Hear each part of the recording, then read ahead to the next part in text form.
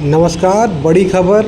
सशक्त भू कानून से पहले मुख्यमंत्री के आदेश पर प्रशासन हुआ चौकन्ना और किस तरह से कार्रवाई करेगा, यह अब देखिए किस तरह से सीमा दी जाती है उसके इस अंतर्गत बात हो रहा का है। दे रहे फिर हैं। तो कोई दिक्कत नहीं है, लेकिन ऐसी जमीनें जो मान लीजिए केवल लैंड में पार्क कर रहे हैं और उसका एक तरह से केवल निवेश कर रहे हैं जो कि एम्प्टी इन्वेस्टमेंट है, उस पर कार्रवाई होनी चाहिए। अब इसमें भी दो कैटेगरीज हैं, एक तो 250 वर्ग मीटर से कम वाली है जिसमें कोई परमिशन नहीं चाहिए होती है, और एक फैमिली 250 वर्ग मीटर ले सकती है।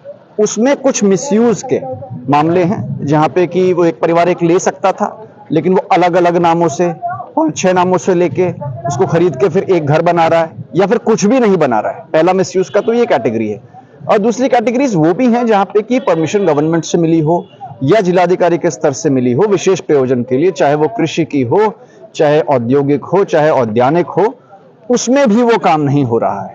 तो इन सब के जांच विशेषकर नैनीताल और उधमसिंह नगर में डीएम्स को बताया गया है, कुछ हद तक अल्मोड़ा में भी, कि इन मामलों का संज्ञान फिजिकल वेरिफिकेशन करते हुए कि मौके पे क्या है, फोटोग्राफ्स लेते हुए ये रिपोर्ट बनाएं। उसके बाद जो इन्हें औपचारिक नोटिस देना होता है वो दें, सुनवाई का अवसर देते हुए ऐसी जमीनों को राज्य सरकार में निहित किया जाए। ऐसा नहीं कि पहले से नहीं हो रहा था, पहले भी ये कार्रवाई चल रही थी, अलग अलग स्तरों पे लंबित है, कुछ मेरे कोर्ट्स में भी है, डीएम्स के कोर्ट्स में भी है, लेकिन इसको मिशन मोड पे करने के निर्देश दिए गए हैं और ये कार्रवाई चल रही है।